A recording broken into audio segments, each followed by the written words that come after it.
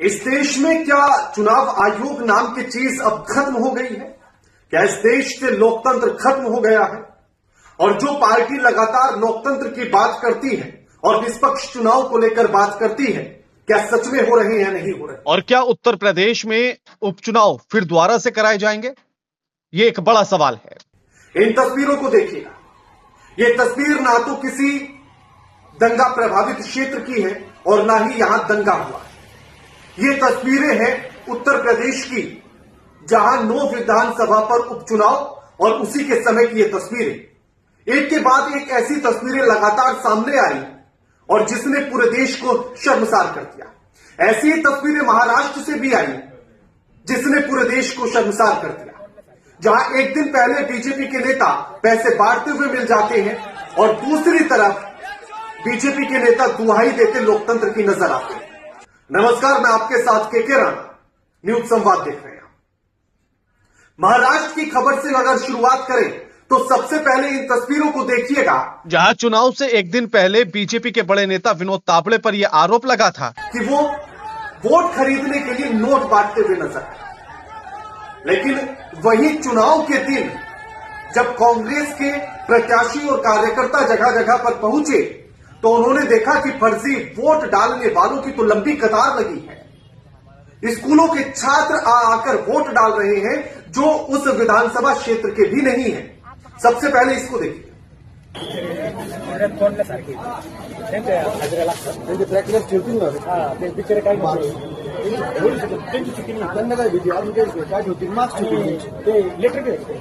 फिर से और कार्ड भी दिखाओ ताकि इलेक्शन कमी निकलना आलेले ये कांग्रेस की कार्ड है ना प्रत्याशी है प्रभावती या पोस्टर आलेली और जो जब जगह जगह पोलिंग बूथ पर पहुंचती है तो इनको दिखता है कि लंबी कतार में छात्र हैं और छात्र वोट डाल रहे हैं। जब उनसे आईडी कार्ड मांगा जाता है, जब उनसे उनकी पहचान और उनकी रहने की जगह यानी कि उनका कहां रहते हैं ये पूछा जाता है तो पूरी पोल पट्टी खुलनी शुरू हो जाती है। आरोप ये भी लगाया गया कि बीजेपी के ही नेता के स्कूल के वो छात्र हैं जो वोट डालने आए। दूसरी तरफ एक और ये वाली तस्वीर देखिएगा, जहां इस लड़की के पास जब कांग्रेस की यही प्रत्याशी पहुंचती है और वो इससे पूछताछ करना शुरू करती है तो पहले तो वो डर जाती है, उसके बाद वो बताती है कि वो कैसे वोट डालने आई। फिर जब उससे उसका नाम पूछा जाता है तो वो अपना नाम बताती है कि उसका नाम स्नेहा है।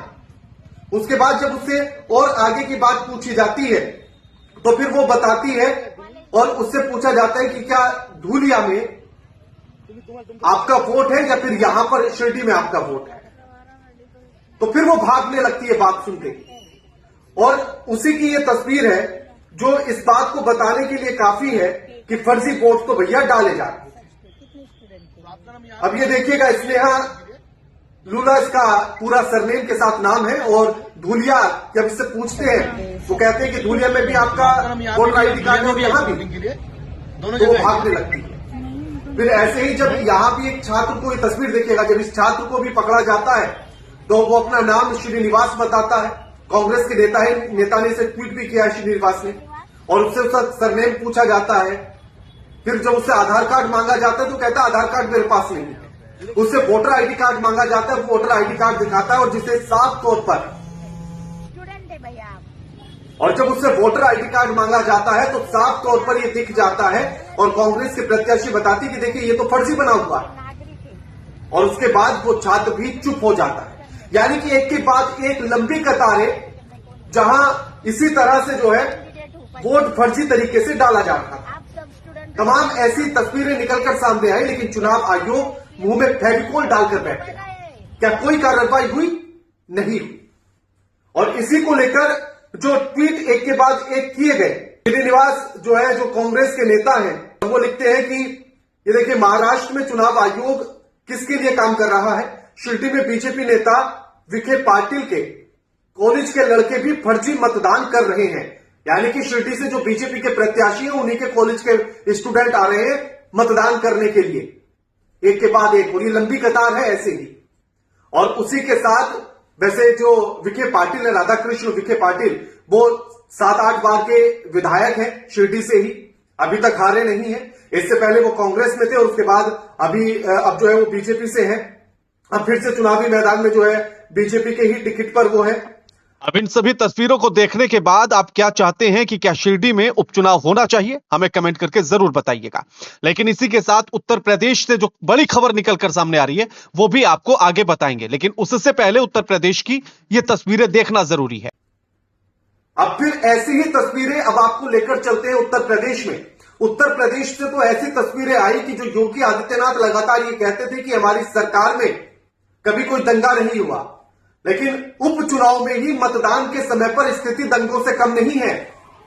हिंसक झड़पों की खबरें आई, तस्वीरें देखी, जो देश देखकर चौंक गया कि कैसी कानून व्यवस्था है। अब जहां एक तरफ यह आरोप लग रहा था कि पुलिस वाले एक समुदाय के लोगों को वोट नहीं डालने दे रहे थे, तो उस पर टाइम्स नाउ के बड़े के एंकर हैं सुशांत सिन्हा, उन्होंने अपनी प्रोग्राम न्यूज की पाठशाला में दिखाया कि कितने आराम से सारे लोग वोट डाल रहे हैं। और उसके बाद वो ट्वीट करके भी लिखते हैं कि मुसलमानों को वोट देने नहीं दिया गया और मुस्लिम महिलाओं का बुर्का हटा करके चेकिंग यूपी पुलिस ने की। दोनों की पूरी सच्चाई खुद मुसलमानों से सुनिए। सपा कैंडिडेट के नैरेटिव की हवा खुद मुसलमानों ने उन्हीं के मुंह पर निकाल दी। और फिर उनका रिपोर्टर दो चार लोगों से पूछता हुआ नजर आता है तो वो कहते हैं नहीं, हम तो आराम से वोट डाल कर आए। चलिए मान लीजिए कि कुछ लोगों को वोट डालने दिया गया होगा और कुछ लोग चले गए, लेकिन तस्वीरें तो वो भी झूठी नहीं है ना। जब न्यूज 24 का पत्रकार वहां पहुंचता है और उसी के सामने जो है सारे लोग बोलते हैं कि हमें वोट नहीं डालने दिया जा रहा, और जब वो पुलिस अधिकारियों से बात करता है तो पुलिस अधिकारी जवाब नहीं दे पाते, वरना वो तो खुले तौर पर कह सकते हैं कि हमने इनकार नहीं किया। तो इसलिए दोनों बातों को समझना जरूरी है, किसी एक तरफा की बात पर यकीन करना नहीं। इस तस्वीर को देखिएगा, न्यूज 24 का जब एक रिपोर्टर पहुंचता है और पुलिस अधिकारी से बातचीत करता है तो वो उसके माइक को ही झटक देते हैं, जवाब नहीं देते। और उसके बाद ये तस्वीर देखिएगा जहां एक पुलिस अधिकारी जो है रिवॉल्वर की नोक पर मतदान कराने की बात कर रहा है। ये तस्वीर देखिएगा, शर्मसार करेगी तस्वीर। जब महिला कहती है कि आपको गोली चलाने का अधिकार नहीं है, तो पुलिस वाला कहता है कि गोली चलाने का अधिकार है मुझे। अब आप सोचिए कि चुनाव के समय पर मतदान जब चल रहा हो तो मतदाता के ऊपर गोली चलाने का अधिकार आखिर पुलिस ऑफिसर को किसने दिया? चुनाव आयोग ने, सरकार ने, या खुद अपनी मर्जी से गुंडाई पर उतर आई है उत्तर प्रदेश की पुलिस? और ये सवाल वाजिब है, लेकिन इसका उत्तर यकीन मानिएगा आपको नहीं मिलेगा।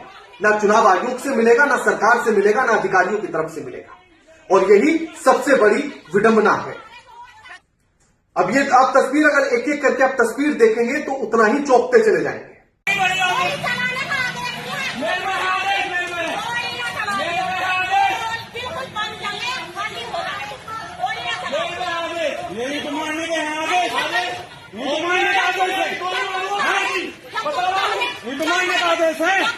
चलो चलो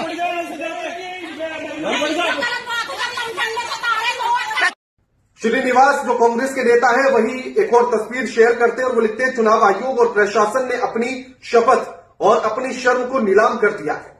कुर्सी बदलती रही लेकिन इतना भ्रष्ट और बिका हुआ चुनाव आयोग इस देश में कभी नहीं हुआ। लोगों को मतदान करने तक से रोका जा रहा है। और कुछ तस्वीरें और भी विचलित करने वाली हैं। आप इन तस्वीरों को देखिएगा। ये समाजवादी पार्टी के नेता है आईपी सिंह। यहां जो है लोग प्रदर्शन करते हुए नजर आ रहे हैं, योगी सरकार के खिलाफ नारेबाजी करते हुए नजर आ रहे हैं और आरोप यही है कि उन्हें वोट नहीं डालने दिया जा रहा है। आईपी सिंह लिखते हैं कि जब वोट ही नहीं डालने देना है तो ऐसे में चुनाव भी निरस्त कर देना चाहिए। सबके हाथों में मतदान पहचान पत्र भी है, फिर भी लाठियां बरसाकर वोट नहीं डालने दिया जा रहा। जिला प्रशासन खुली गुंडाई चल रही है। इसके बाद आप और तस्वीरें देखिएगा। इस तस्वीर को देखिएगा, ये मंजीत घोषी है, ये भी कांग्रेस के ही नेता है। यहां मतदान जो है यानी कि मतदान केंद्र के अंदर घुसकर फर्जी तरीके से मतदान कराया जा रहा है और पुलिस के जो आला अधिकारी है वो कहीं कोने में आराम से चुपचाप बैठे हुए कि भैया जैसा है करना है कर लो। एक महिला पुलिस कर्मी वहां पहुंचती है, वो कहती है कि ऐसे फर्जी मतदान नहीं चलेगा। तो तभी बीच में जो है एक युवक कूद जाता है और वो कहता है कि आपके बाकी अधिकारी भी तो यहां मौजूद हैं, वो तो कुछ नहीं बोल रहे, आप क्यों बोल रही हैं? लेकिन वो कांस्टेबल अपने आप पर अड़ जाती है और कहती है कि फर्जी मतदान किसी कीमत पर नहीं होगा। महिला पुलिस ये अंदर घुसकर फर्जी वोटिंग क्यों कर रहे हो? युवक, आपसे बड़े अधिकारी यहां हैं, आप क्यों बोल रही हो? यही होता है जब अधिकारी बिक गए हो। सलाम है भारत की बेटी को जिसने लोकतंत्र की रक्षा के लिए बोला। उम्मीद है कि बेटी को जल्द ही सस्पेंड या छुट्टी पर भेज दिया जाएगा। ये मंजीत घोषी लिखते हैं। इस पूरी वीडियो को आप सुनिए जरा। इनको नियम कानून नहीं पता है, क्यों पढ़ने ना चल के जेल चले जाएंगे। अगर हमने एंटर ले लिया तो उनको पढ़ने किसी मतदान में और आतंकी इस तरीके से डाले हो अधिकारी को बाहर निकालो। अधिकारी को बाहर निकालो, किसी को टॉयलेट नहीं ले सकते, किसी को अरे कहाँ टॉयलेट हो रही है? कहाँ हो रही है? आप फालतू टाइम वेस्ट कर रही हो। नहीं, आप फालतू टाइम वेस्ट कर रही हो। यहाँ बैठे 12 घंटे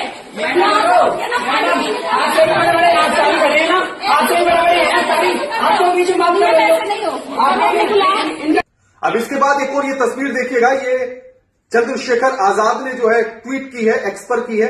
ये देखिए, बैरिकेटिंग लगाकर पहचान पत्रों की जो है पहचान की जा रही है। लोगों से उनके पहचान पत्र मांगे जा रहे हैं, जबकि चुनाव आयोग के सख्त निर्देश हैं जिसमें यह कहा गया कि कोई भी पुलिसकर्मी किसी भी मतदाता का पहचान पत्र मांग नहीं सकता है, उसके पहचान पत्र की जांच नहीं कर सकता। यह पुलिसकर्मी को अधिकार नहीं है।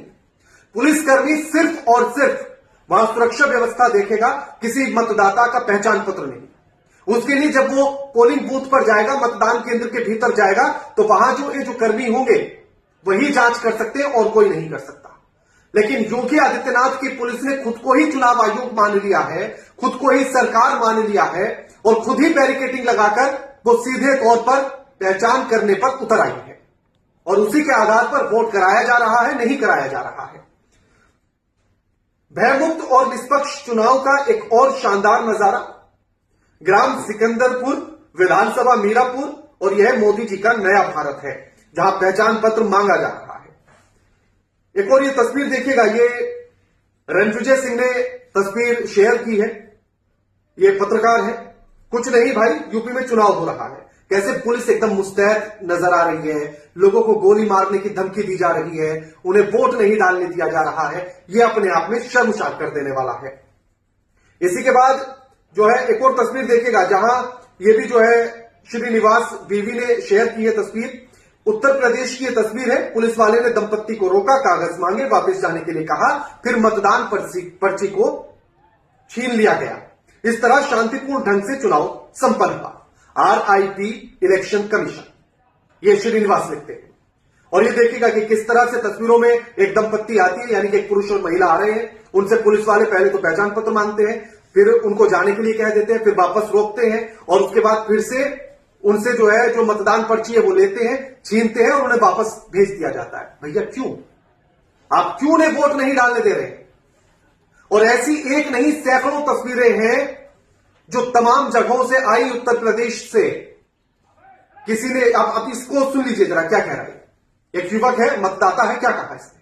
सब साईं कह रहे हैं इस पर्ची से वोट नहीं पड़ेगा, ये मना कर रहे हैं, सबको लुटा रहे हैं, सबको लुटा रहे हैं। ये नया और वोट डालने वाली जो कांग्रेस पार्टी है वो मना कर रही है। जो एजेंट थे उन्होंने मना कराया है उनसे, एजेंट मना कराया, बोले पर्ची देखो इनकी चेक करो, बोले ये फर्जी पर्ची लेके आए हैं। एक नेता आए हैं भाजपा में। हाँ, मैंने ये भी बोला, ये एक भाजपा नेता भी आए हैं कोई, और उन्होंने अंदर जा रही है। उन्होंने EVM पे मैंने बटन दबाया था तो उन्होंने मेरा वोट चेक करा, बोली काय का बटन दबाया। जो अंदर है कौन है वो? जो पता नहीं प्रभारी है या क्या है, उनका मैं वोट डाला है। अंदर EVM पे खुद गई थी वो देखने, बोले आपने साइकिल का बटन दबाया है। मुझसे बोला ये चीज वोट नहीं डालने, किसी को पब्लिक लौट जा रही है वापस लाइन में से। अब ये मतदाता खुद कह रहा है कि उसे वोट नहीं डालने दिया गया। कटोगे तो बटोगे का क्या मतलब यही था? एक है तो सेफे का मतलब क्या यही है? और उसके बाद सरकार कहती है कि हम हिंदू मुस्लिम नहीं करते, तो वोट क्यों नहीं डालने दिया जा रहा? किस बात का पहचान पत्र, किस बात की पहचान, और पुलिस को किसने अधिकार दिया? मान लीजिए कि चलिए आप सरकार के या बाकी पुलिस वालों के इस तर्क को भी मान लिया जाए कि बुरके में पहचान नहीं होती है, इसलिए जो है बुरका हटाकर और पहचान पत्र से मैच कराया जा रहा है। लेकिन सवाल तो यह है कि इस काम के लिए भी जो अंदर पोलिंग एजेंट है या जो अंदर जो है मतदान केंद्र में जो कर्मी है चुनाव आयोग की तरफ से, वो चेक करेंगे ना। पुलिस को किसने अधिकार दिया चेक करने का? पुलिस किस अधिकार से जांच कर रही है? ये जो ककरौली में भी जो हिंसक झड़पें हुई, जो पत्थरबाजी हुई, वो सुरक्षा व्यवस्था तो पुलिस से संभली नहीं उत्तर प्रदेश की, लेकिन वो पहचान पत्र जरूर जांचेंगे। यानी कि जो काम है वो नहीं करेंगे और बाकी हर काम में वो दखल देंगे। इससे ज्यादा बेशर्मी उत्तर प्रदेश की सरकार के लिए, उसकी पुलिस के लिए और चुनाव आयोग के लिए नहीं हो सकती। और इन तस्वीरों को देखने के बाद भी अगर आपको यह लगता है कि हां, लोकतंत्र सुरक्षित है, संविधान सुरक्षित है, कानून का राज है, राम राज्य है, तो फिर आपको जरा ठीक से देखने की जरूरत है। हो सकता है कि बरेली आगरा जाने की भी जरूरत पड़ जाए, क्योंकि इन तस्वीरों के बाद तो आंख खोलना बड़ा जरूरी है। आप करिए ना जिस पर जैसे कार्रवाई करनी है, लेकिन क्या आप मतदान करने का हक छीन लेंगे किसी से? क्या आप किसी को मतदान केंद्र जाने से रोक देंगे? क्या आप उसे रिवॉल्वर दिखाकर डराएंगे कि मैं गोली मार दूंगा? क्या आप किसी पत्रकार के माइक को झटक देंगे? इससे ज्यादा गुंडई और क्या हो सकती है? और उसके बाद भी अगर सरकार ये कहे कि एकदम शांतिपूर्ण ढंग से चुनाव हुआ, अगर चुनाव आयोग ये कहता है कि शांतिपूर्ण ढंग से चुनाव हुआ, तो फिर आप समझिए कि झूठ आपकी आंखों के सामने बोला जा रहा है। सब कुछ साफ साफ दिख रहा है, फिर भी झूठ पर झूठ बोला जा रहा है। अब ऐसे में सरगर्मियां ये तेज हो गई हैं कि क्या उत्तर प्रदेश में 23 तारीख को रिजल्ट आएगा या नहीं आएगा, या फिर वहां उपचुनाव दोबारा से कराने की मांग चल रही है। तो समाजवादी पार्टी ने जो है चुनाव आयोग को पत्र लिखा है, जिसमें कहा गया है कि मीरापुर विधानसभा के 52 बूथ पर फिर से चुनाव होना चाहिए, मतदान होना चाहिए, क्योंकि वहां 52 बूथ पर जो है 51 बूथ पर चुनाव में गड़बड़ी है, जिसकी वजह से चुनाव निष्पक्ष तरीके से नहीं हुआ है और चुनाव आयोग से यह अपील की है कि दोबारा से चुनाव कराया जाए। अब यह देखना होगा कि दोबारा से चुनाव होता है या नहीं होता है। लेकिन इसी के साथ क्या यह आदित्यनाथ की छवि को खराब करने की साजिश तो नहीं है, और क्या खुद यह बीजेपी की साजिश तो नहीं है कि वो योगी आदित्यनाथ की छवि को खराब करना चाहती हो, इस तरह की पुलिस का वहां का रवैया दिखाकर, ताकि उनकी कुर्सी पर जो संकट है वो संकट बना रहे और उन्हें कुर्सी से हटाना आसान हो जाए। यह भी समझना जरूरी है।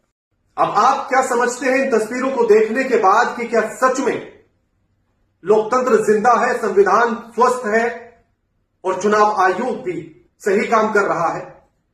और इन तस्वीरों को देखने के बाद आपके भीतर क्या सवाल उठते हैं, हमें कमेंट बॉक्स में कमेंट करके जरूर बताइएगा। वीडियो को लाइक कीजिएगा, शेयर कीजिएगा और चैनल को सब्सक्राइब करना तो बिल्कुल मत भूलिएगा। नमस्कार।